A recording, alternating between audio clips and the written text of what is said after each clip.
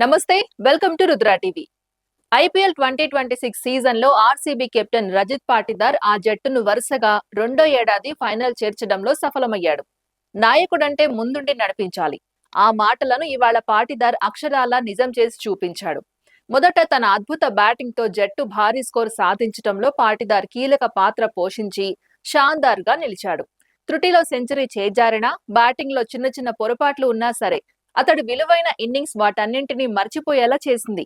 ఈ నేపథ్యంలో వరుసగా తన టీంను రెండోసారి ఫైనల్ కు చేర్చిన అతను మరో టైటిల్ అందిస్తే ఐపీఎల్ చరిత్రలో ప్రత్యేక స్థానాన్ని సంపాదించడంలో ఎలాంటి సందేహం లేదు.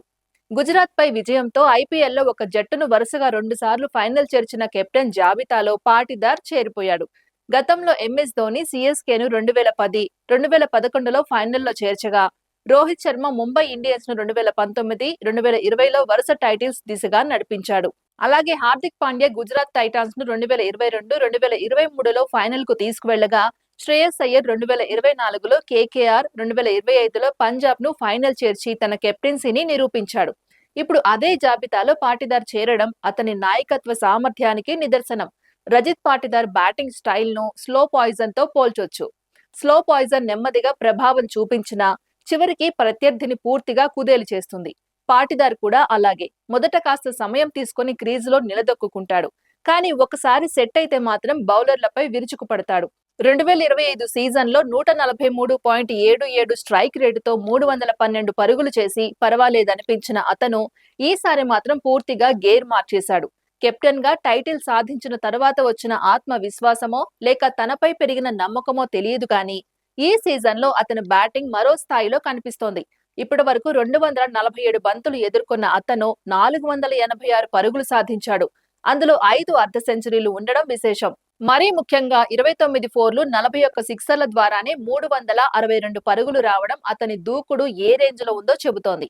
మంగళవారం మ్యాచ్ లో అయితే అతను ఆడిన ప్రతి షాట్ ప్రేక్షకులను ఉర్రూతలూగించింది. మొత్తం 6 ప్రత్యర్థి బౌలర్లను ఎదుర్కొన్న అతను ఎవరిని వదలకుండా అందరి బౌలింగ్ లోనూ సిక్సర్లు బాదాడు. కుల్వంత్ ఓవర్లో మొదలైన అతని దాడి తర్వాత రషీద్ ఖాన్ బౌలింగ్ లో మరింత ఉగ్రరూపం దాల్చింది. ముఖ్యంగా ఎక్స్ట్రా కవర్ మీదుగా కొట్టిన భారీ సిక్స్ మ్యాచ్ కే హైలైట్ గా నిలిచింది. కగిసో రబాడా ఓవర్లోనూ వరుస సిక్సర్లతో విరుచుకుపడిన అతను కేవలం 21 బంతుల్లోనే హాఫ్ సెంచరీ పూర్తి చేశాడు. ఇక మొహమ్మద్ సిరాజ్ బౌలింగ్ లో వరుసగా 6-4 బాదిన షాట్లు అభిమానులను సీట్లలో కూర్చొనివ్వలేదు. చివర్లో ప్రసిద్ధి కృష్ణ వేసిన ఓవర్లో మరో 2 భారీ సిక్సర్లు బాదడంతో స్టేడియం మొత్తం ఆర్సీబీ నినాదాలతో మారుమోగిపోయింది. కెప్టెన్ గా వ్యూహాలు రచించడం మాత్రమే కాదు, అవసరమైన సమయంలో బ్యాట్ తో ముందుండి పోరాడడం కూడా నాయకుడి లక్షణమేనని పాటిదార్ నిరూపిస్తున్నాడు. అతని బాడీ లాంగ్వేజ్ లో కనిపిస్తున్న కాన్ఫిడెన్స్, ఒత్తిడిలోనూ ప్రశాంతంగా ఉండే తీరు, యువ ఆటగాళ్లను ప్రోత్సహించే విధానం ఆర్సీబీకి కొత్త ఎనర్జీని తీసుకువచ్చాయి. గతంలో స్టార్ ప్లేయర్లపై ఎక్కువగా ఆధారపడిన ఆర్సీబీ ఇప్పుడు పూర్తి టీం గేమ్ ఆడుతోంది అంటే అందులో పాటిదార్ పాత్ర చాలా పెద్దది. ముఖ్యంగా కీలక మ్యాచ్ల్లో అతను చూపిస్తున్న బాధ్యతాభరితమైన ఇన్నింగ్స్లు అభిమానుల్లో కొత్త ఆశలు రేకెత్తిస్తున్నాయి. ఎన్నో ఏళ్లుగా టైటిల్ కోసం ఎదురు చూస్తున్న ఆర్సీబీ అభిమానులకు ఈసారి మాత్రం కప్ నందే కల నిజమవుతుందేమో అన్న నమ్మకం కలుగుతోంది. మరోవైపు అతని ఫామ్ ఇప్పుడు సెలెక్టర్ల దృష్టిని ఆకర్షిస్తోంది. దేశవాళీ క్రికెట్ లో నిరంతరం రాణిస్తూ వచ్చిన పాటిదార్ ఇప్పుడు ఐపీఎల్ వేదికపై తనను తాను మరోసారి నిరూపించుకున్నాడు.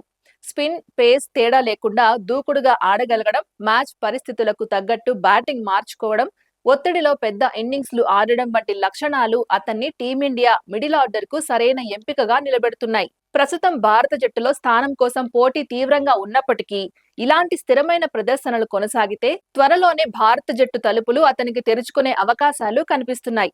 మొత్తానికి ఈ సీజన్ లో రజిత్ పాటిదార్ కేవలం ఓ కెప్టెన్ గా మాత్రమే కాదు, మ్యాచ్ విన్నర్ గా, బాధ్యత గల నాయకుడిగా, అభిమానుల్లో నమ్మకం నింపే స్టార్ గా ఎదిగాడు.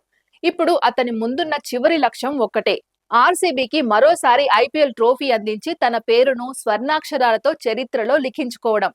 ఇది ఇవాల్టి అప్డేట్. మరో అప్డేట్ తో మళ్ళీ కలుద్దాం. అంతవరకు చూస్తూనే ఉండండి రుద్రా టీవీ.